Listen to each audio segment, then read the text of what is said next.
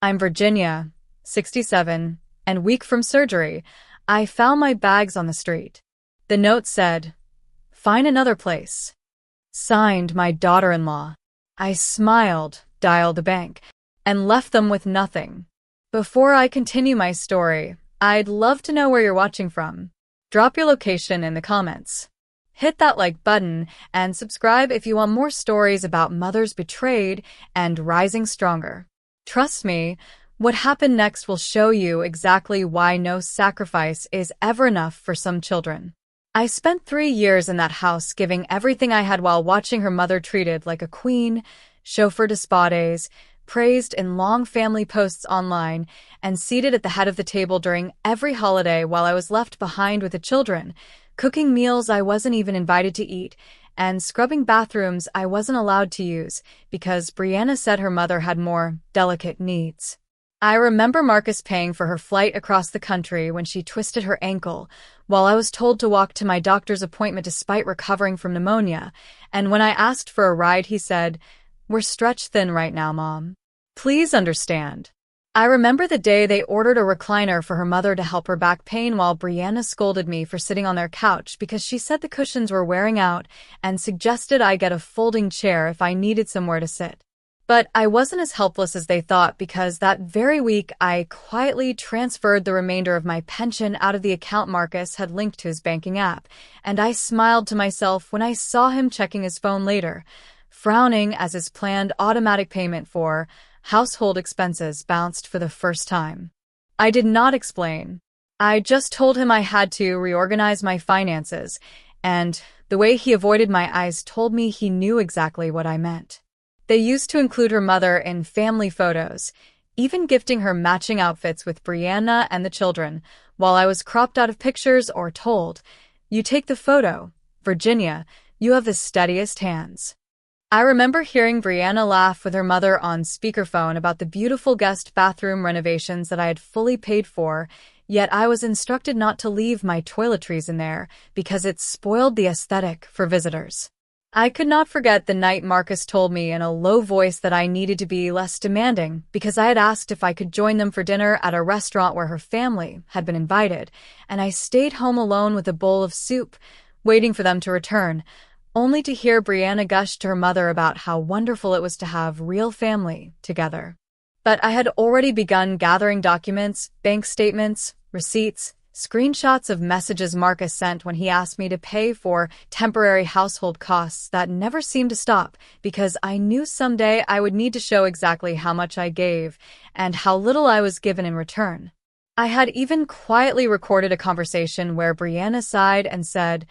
"We really need your room back soon, Virginia. You've been here long enough." I remember them buying her mother an expensive tablet so she could video chat with the children daily, while Marcus scolded me for using his computer to check my email because he claimed I was confusing the system by logging in. I remember how they organized a surprise anniversary dinner for Brianna's parents, renting a hall and hiring a live band, while my own birthday passed with a supermarket cake and a quick, "Happy birthday, Mom," as Marcus ran out the door. But I had already taken back my power in small ways, canceling the secondary credit card Brianna used without my consent and replacing my bank's online login with two-factor authentication she couldn't bypass. I watched her face tighten in irritation the first time a purchase was declined, and when she asked Marcus to fix the glitch, he shrugged because I had told him nothing. They thought I was invisible, but I was watching, noting every insult,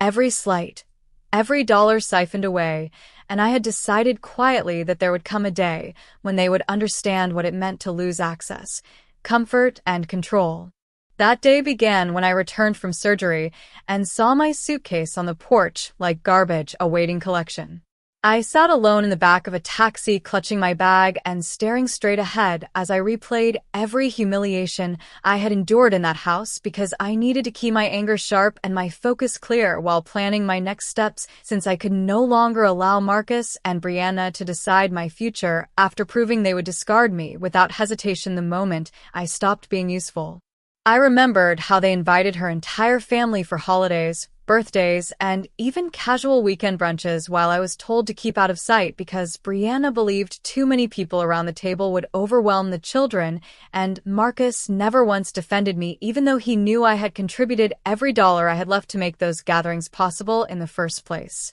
I thought of the time they hired a moving company to deliver a new dining set for her mother after she casually mentioned back pain while I was expected to carry my own boxes into their home after selling my house, because Marcus said professional movers were unnecessary and I should appreciate the exercise since I was living rent-free. I added this memory to the mental list of grievances I had begun compiling while still under their roof, because I had realized months ago that every gesture of kindness they showed to others came at my expense as they slowly erased me from their lives room by room and day by day.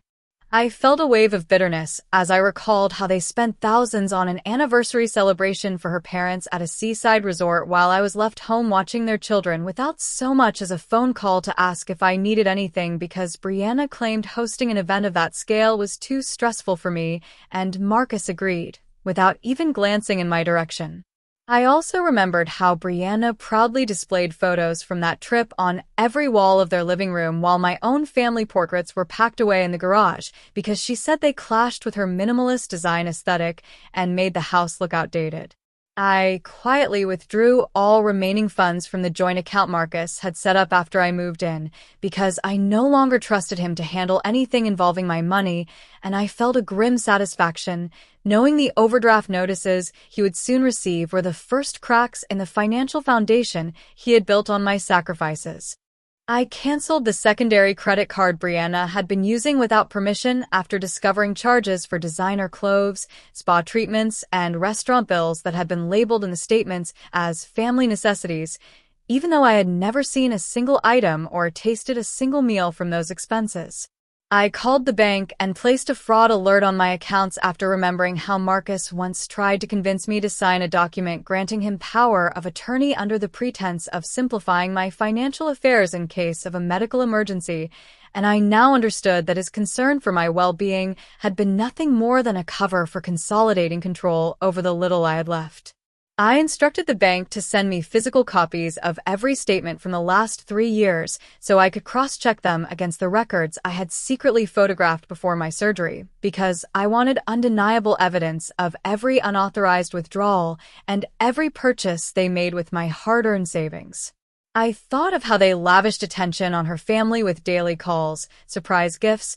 and public declarations of gratitude while I was expected to be grateful for leftovers and the occasional ride to the grocery store when Brianna didn't need the car, and I wrote down in my notebook that their version of family only extended to those who flattered them or offered material benefit without ever requiring anything in return. I remembered the time Brianna told her cousin on the phone that she couldn't wait to reclaim the guest room because she needed a home office for her growing wellness business, and I realized that my eviction had been part of their long-term plan all along rather than a reaction to any conflict or inconvenience. I updated my attorney by email and requested that she begin drafting a formal demand for the return of my personal property because I no longer believed a polite request would motivate Marcus or Brianna to do the right thing after they had proven themselves willing to lock their own mother out of the house on the very day I was discharged from surgery. I also asked her to prepare a cease and desist letter prohibiting them from selling or discarding any belongings they still held,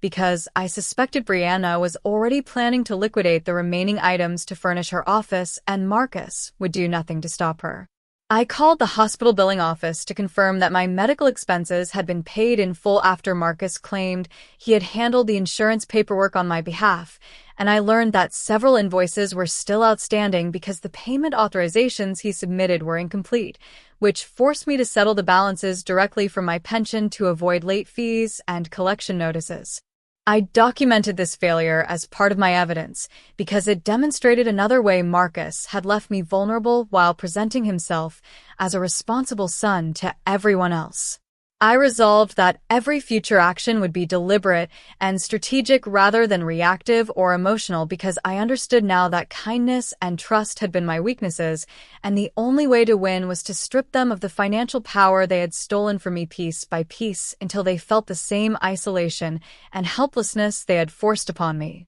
I reminded myself that I was no longer the woman who asked for scraps of attention from a son who had long since stopped seeing me as a human being, because I had already begun to transform into someone who took back what was rightfully hers and left no apology behind. The following morning, I returned to their house alone because I knew waiting any longer would only give Brianna more time to dispose of my belongings, and I refused to let her erase the last pieces of my life without a fight after already watching her replace every trace of me in that house with her curated aesthetic and carefully staged photos for social media. I carried with me a printed inventory I had compiled from memory listing every valuable item I owned because my attorney had warned me that a detailed record would strengthen my position in court if Marcus and Brianna refused to comply with a voluntary return of property. I rang the doorbell repeatedly and waited as I heard footsteps hesitate and retreat behind the door because Marcus had always avoided confrontation whenever he was guilty of something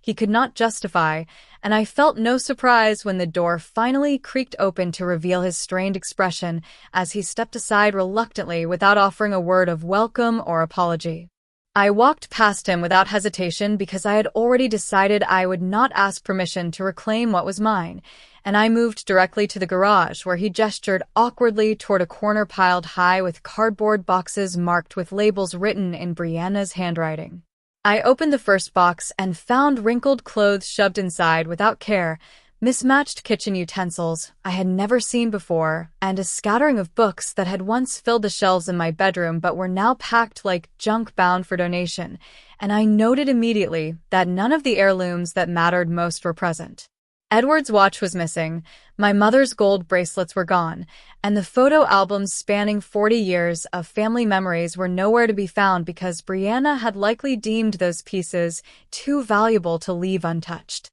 I checked box after box and felt my determination sharpen as I added each missing item to my updated list for the attorney, because I understood now that this was no oversight, but a deliberate act of erasure planned long before my surgery, when Brianna first joked in front of her friends that my room would make the perfect office once I was settled elsewhere.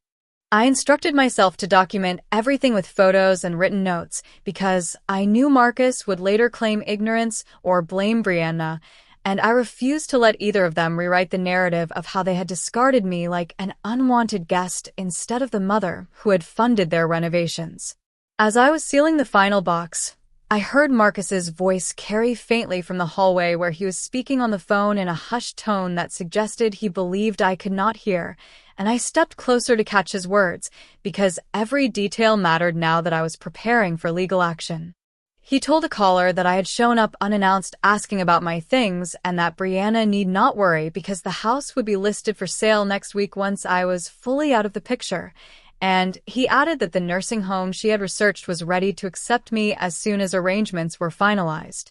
I stepped back silently and let the weight of his betrayal settle over me because I now had confirmation of what I had suspected all along, and I wrote a quick note to myself about his exact words so my attorney could use them in her affidavit later. I finished taping up the boxes and carried them one by one to my car without asking for help because I had no intention of giving Marcus a chance to perform any false gestures of assistance that he might later use to claim he had acted in good faith.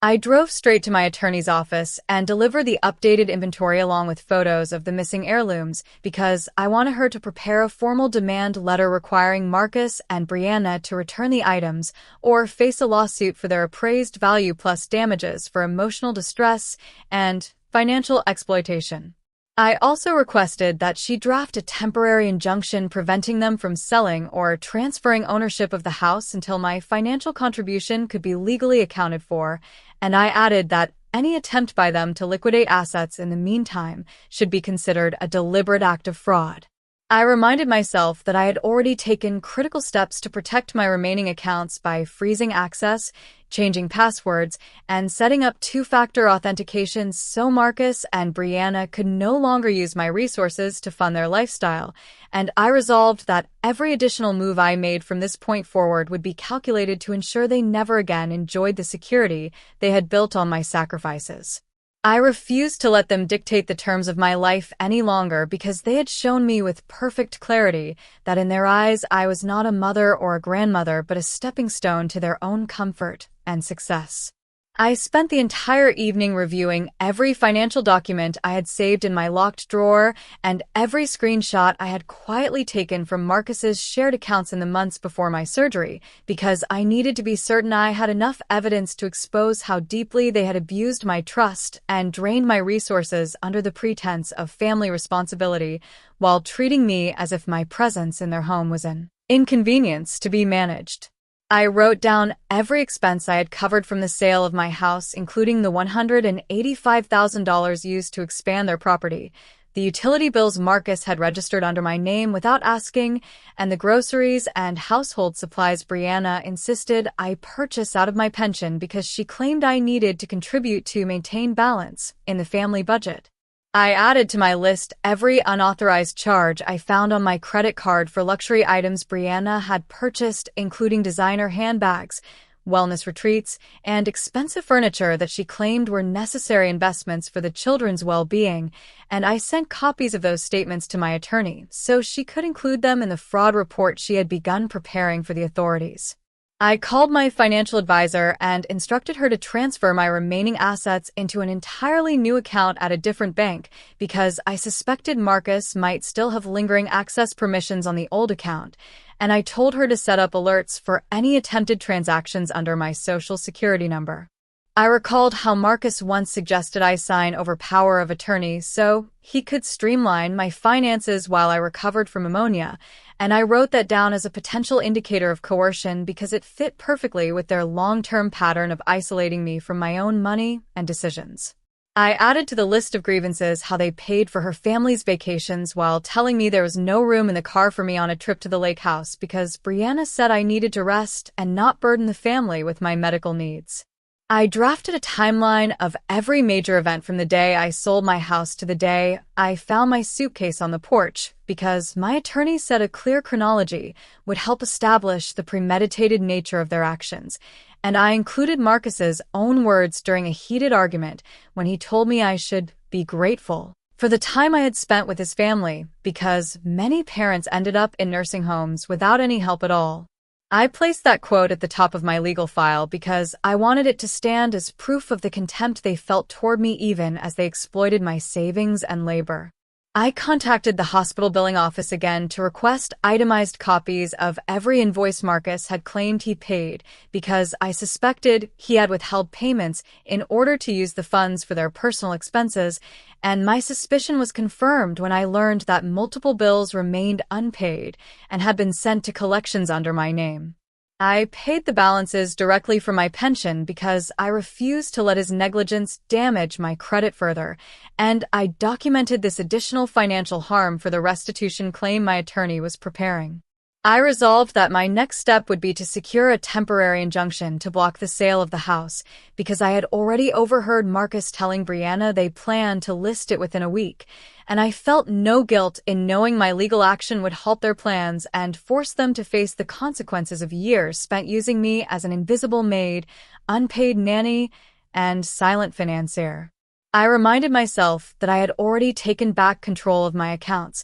canceled their access to my credit cards, and documented every single betrayal they had tried to hide, and I knew this was only the beginning of a larger battle that I intended to win without mercy. The day after I finalized my legal documents, I drove to the courthouse alone because I wanted to file the motion for an injunction myself and see with my own eyes the process that would begin stripping Marcus and Brianna of the comfort and control they had built on my sacrifices while dismissing me as an afterthought in their carefully curated lives. I handed over the signed papers to the clerk and confirmed that the injunction would prevent any sale, transfer, or financial transaction involving the house until the matter of my investment could be resolved, and I felt a grim sense of satisfaction knowing that the housewarming parties they had envisioned at the lake property would now be replaced with anxious meetings with their own attorney.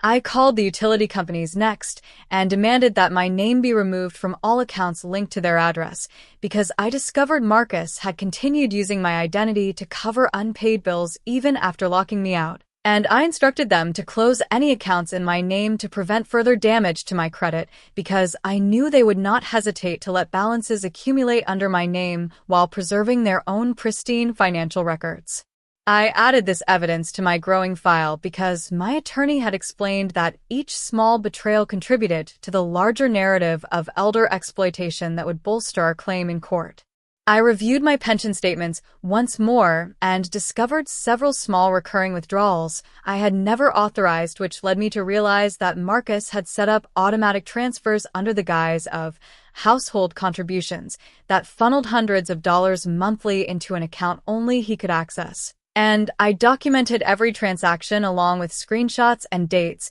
so the fraud investigation would leave no room for excuses or denials. I instructed my bank to block all recurring payments tied to that address and issued a formal complaint against Marcus for financial abuse because I no longer intended to protect him from the consequences of his choices. I remembered how Brianna had once laughed on a video call with her sister about how she would finally have her dream office once I was moved out, and how Marcus had joined in without a hint of shame, and I wrote those words in bold letters in my legal notes because I intended to use them as proof that my removal had not been a spontaneous decision, but a calculated move planned months in advance. I updated my attorney and asked her to include this statement in the affidavit because I understood that direct quotes carried weight in court and painted a clearer picture of their disdain for me. I filed a police report for the missing jewelry, family heirlooms, and Edward's watch because I suspected Brianna had already sold them to finance her online business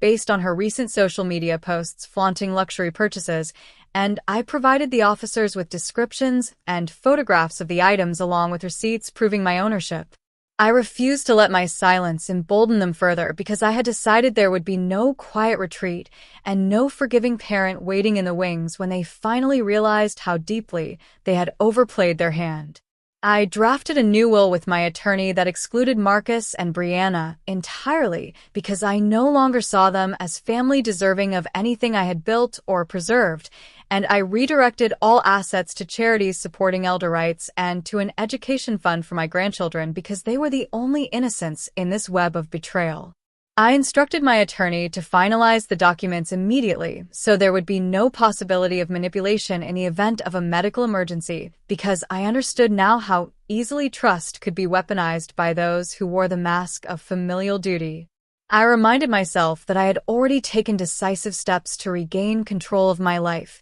by freezing their access to my finances, reclaiming what remained of my personal property, and launching legal action that would hold them accountable in public records for years to come. And I resolved that I would continue escalating as far as necessary until every dollar and every ounce of dignity they had stolen was returned or accounted for in full. 1 week after filing the injunction, I received a call from my attorney confirming that the court had approved a temporary freeze on any sale or transfer of the house, and I felt no hesitation in authorizing her to send Marcus and Brianna the official notice because I knew it would be the first time they realized their carefully orchestrated plans to profit from my absence had failed. I instructed her to also send a formal demand for the return of my missing jewelry, heirlooms, and financial records with a 7-day deadline because I had no intention of allowing them to hide or liquidate assets under the guise of confusion or miscommunication.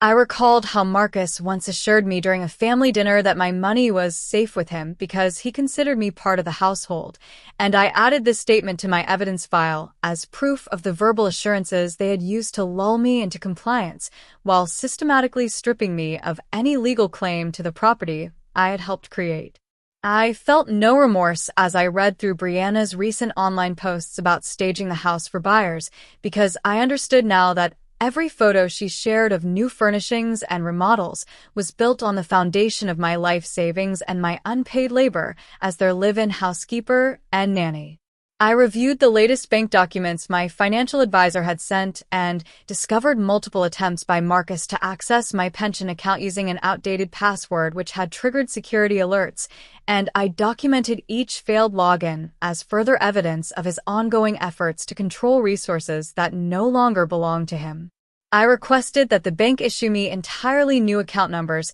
and enforce a policy requiring in-person verification for any future changes, because I had learned the hard way that no level of trust justified leaving openings for betrayal.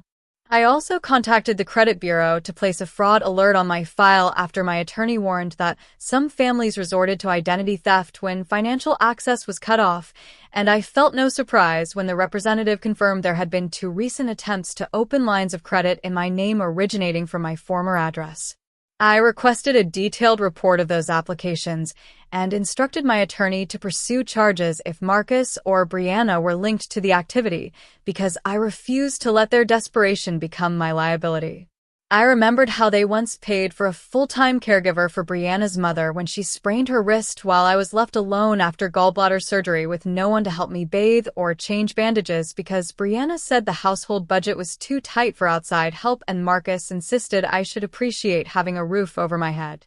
I wrote this comparison in bold at the top of my timeline document because it perfectly encapsulated the double standards and contempt that define their treatment of me from the first day I moved into their home. I contacted the hospital billing office again and requested verification that no further charges remained unpaid under my name because I now suspected Marcus had deliberately avoided settling invoices to pressure me into returning access to my accounts, and I was relieved when the representative confirmed all balances had been cleared after I settled them directly. I added the details of this deception to my attorney's case summary because it highlighted yet another layer of financial control and emotional manipulation. I reviewed every message, voicemail, and email Marcus had ever sent me related to money, caregiving, or household contributions, and compiled them into a single file for my attorney because she explained that a clear communication trail could counter any claim they might make about my participation being voluntary or my financial contributions being gifts rather than investments. I remembered his words when he told me not to worry about signing over my house proceeds because he would handle everything, and I wrote that phrase in capital letters on the evidence list because it would be the centerpiece of our argument in court. I reminded myself that I had already neutralized their access to my finances, exposed their fraudulent actions to legal authorities, and blocked their ability to profit from the sale of the house. And I resolved that my next move would be to pursue full restitution for every dollar they had taken and every hour of unpaid caregiving they had demanded, because I would not settle for partial justice after enduring years of systematic erasure and exploitation. 2 days after the injunction notice was delivered, my phone rang with Marcus's name flashing on the screen, and I let it go to voicemail because I had no interest in hearing his carefully rehearsed excuses or shallow apologies now that the courts had stripped away his ability to dismiss me as a powerless inconvenience. I listened later only to document his words, and as expected, he skipped any acknowledgement of wrongdoing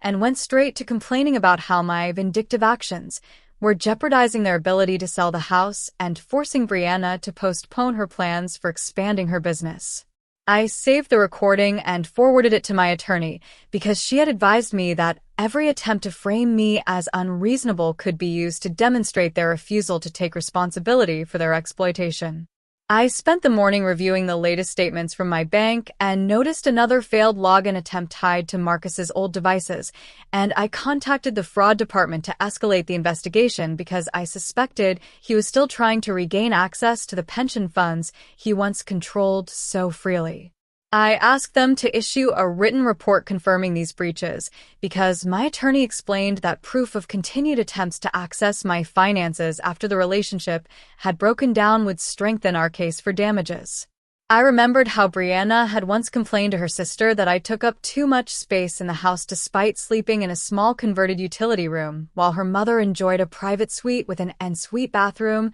and a walk-in closet, and I added this to my list of emotional abuses because it showed their calculated effort to diminish me within their home until I believed I had no right to assert my needs. I updated my timeline to include every instance where I was treated as an unpaid worker, from the hours spent cleaning their house to the countless nights I stayed awake caring for their children while they dined out with friends, and I calculated a conservative estimate of the value of this labor to present as part of my restitution claim. I remembered how Marcus once told me it was selfish to request a day off from childcare duties for a medical appointment because Brianna's yoga retreat had already been scheduled and there was no one else to watch the children. And I documented this statement because it reflected their belief that my time and health were entirely subordinate to their lifestyle. I also noted how they praised her family members for even the smallest contributions while framing my sacrifices as obligations,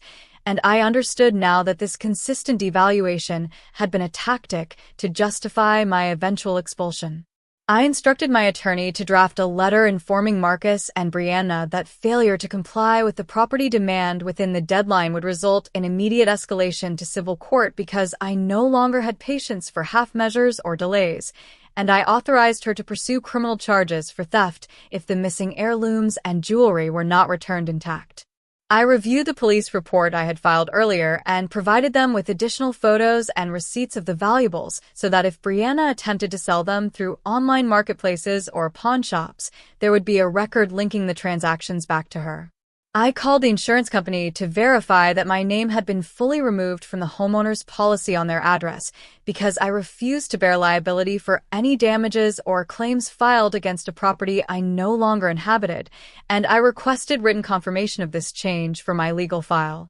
I also contacted my former utility providers and demanded proof of account closures because Marcus had previously failed to notify them when responsibilities shifted, leaving overdue balances in my name as leverage to pressure me into resuming payments. I reminded myself that I had already recovered control over my financial accounts, blocked their ability to monetize the house, and begun building an airtight case for restitution, and I resolved that the next phase of my plan would focus on ensuring they could never again use my name, resources, or history as tools for their convenience, because I would not allow their betrayal to define the rest of my life. 1 week after the deadline in the demand letter passed without any response from Marcus or Brianna, I instructed my attorney to file a civil suit for full restitution of my financial contributions plus damages for emotional distress because I understood now that silence from them was not a negotiation tactic, but a deliberate choice to delay consequences and maintain their comfortable lives at my expense. I signed the necessary affidavits and provided additional documentation of unauthorized credit card charges, utility bills, and the hours of unpaid labor I performed during my 3 years in their home, because my attorney explained that presenting the full scope of my exploitation would make it harder for them to argue that my contributions had been gifts rather than investments. I reviewed Marcus's latest voicemail where he accused me of destroying the family and warned that the children would suffer if I continued with my lawsuit, and I forwarded it to my attorney because she had already prepared a motion for a protective order in case his manipulation escalated into harassment or threats. I remembered how he once reassured me that I was like a third parent to his children while secretly planning my removal, and I added this statement to my evidence file because it revealed the duplicity with which they had used emotional language to mask their financial exploitation. I contacted the local police department to check the status of the investigation into my missing jewelry and heirlooms, and I provided them with updated information about online listings Brianna had recently posted that matched descriptions of the items, which my attorney said could be used to support both the criminal and civil cases simultaneously. I remembered how Brianna had once scolded me for leaving my jewelry box out because she claimed it was clutter and suggested donating some of my pieces to charity, and I now understood that her suggestion had likely been the beginning of her plan to appropriate what little I had left of my personal history. I calculated the total value of my unpaid caregiving by using standard hourly rates for nannies, housekeepers, and personal assistants and was shocked to see the figure exceed $120,000, which I instructed my attorney to include as part of the damages because Marcus and Brianna had depended on me for every aspect of their daily lives while treating me as a disposable servant the moment my health required even minimal support from them. I also added to my legal file the handwritten note Brianna had left taped to my suitcase because my attorney said its wording provided strong evidence of their intent to force me out without discussion or consideration of my rights as a contributing member of the household.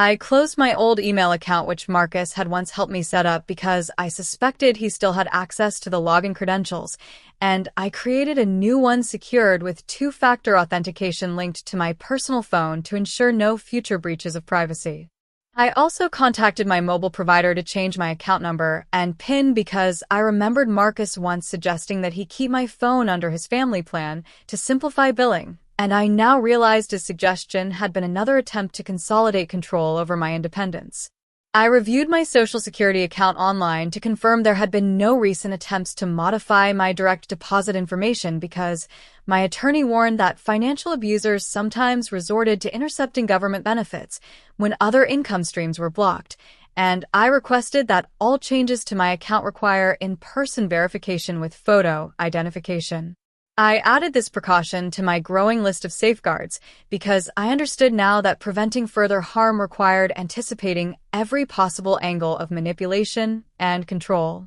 I reminded myself that I had already recovered access to my finances, secured a court order to freeze the sale of their house, and initiated both civil and criminal proceedings to hold Marcus and Brianna accountable, and I resolved that the next stage of my plan would focus on building a future entirely independent of them because I refused to let their betrayal be the final chapter of my life. 3 weeks after filing the civil lawsuit, I received notice from my attorney that Marcus and Brianna had finally retained legal counsel and filed a response claiming my financial contributions were voluntary gifts given out of maternal love, and I felt no hesitation in instructing her to proceed with full discovery because I had kept meticulous records of every transfer, every receipt, and every statement that would prove their narrative was a calculated lie designed to shield them from accountability. I reviewed the hundreds of pages of evidence I had compiled, including text messages where Marcus explicitly thanked me for investing in the house and emails where Brianna outlined plans for your room to be converted into her office once I settled elsewhere,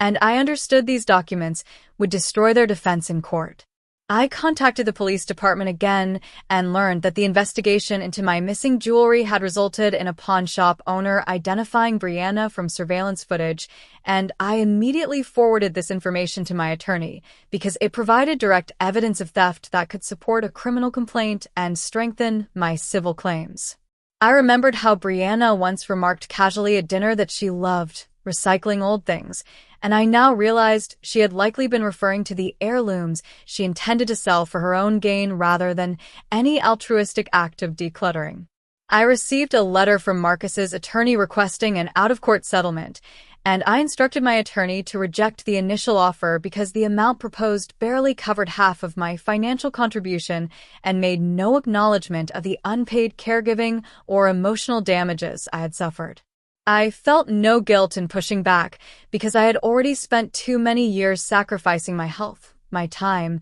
and my savings for a family that saw me as nothing more than a resource to be exploited and discarded. I remembered how Marcus once told me during an argument that family doesn't keep score when I asked him about reimbursement for household expenses I had covered, and I added this to my list of evidence because it showed how he had weaponized the language of family to obscure financial exploitation and silence any challenge to their behavior. I also noted the irony that he now kept score meticulously through his attorney when faced with legal consequences for the very actions he once justified as love. I contacted my financial advisor to confirm that all my remaining assets were secured and generating modest interest because I had resolved that once this legal battle ended, I would use those funds to start fresh in a place where I would never again be dependent on anyone's promises or approval. I asked her to also review my current budget to ensure I could sustain my independence even if the court process dragged on for years because I refused to ever again be caught unprepared or vulnerable.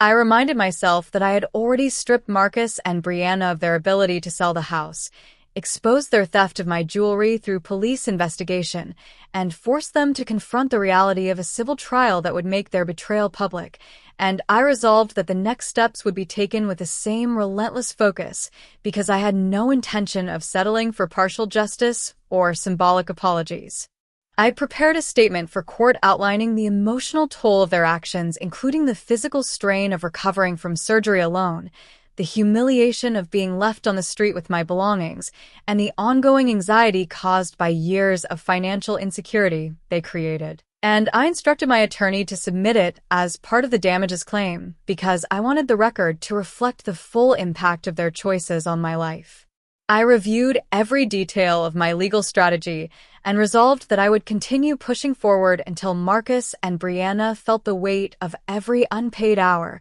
every stolen dollar, and every moment of dignity they had taken from me. 6 months after the lawsuit began, my attorney informed me that Marcus and Brianna had agreed to mediation because their attorney believed the mounting evidence of financial abuse, theft, and emotional neglect would not stand up to the scrutiny of a full trial. And I agreed to the meeting only under the condition that it be conducted in a neutral location with both parties represented by legal counsel to ensure no further manipulation or false reconciliations could occur. I reviewed the proposed settlement figures and rejected the initial offer outright because it failed to account for the entirety of my financial contributions, the value of my caregiving, and the irreplaceable heirlooms Brianna had sold for her own profit. I remembered how Marcus once told me that money isn't everything when I asked him about the savings I had invested into their home, and I wrote that phrase in my legal notes as a reminder that only people who had never struggled for security could dismiss the worth of decades of labor and sacrifice. I reminded myself that I had no obligation to soften my demands out of familial loyalty because the people who had expelled me without hesitation had forfeited the right to call themselves my family the moment they placed my suitcase on the porch and locked the door behind me. During the mediation session, I listened as Marcus tried to frame my contributions as gifts of love, and Brianna claimed that my presence in their home had been a strain on family harmony. But my attorney countered with documented evidence showing my bank transfers labeled as investments, screenshots of text messages where Brianna discussed plans for the house once I was moved out,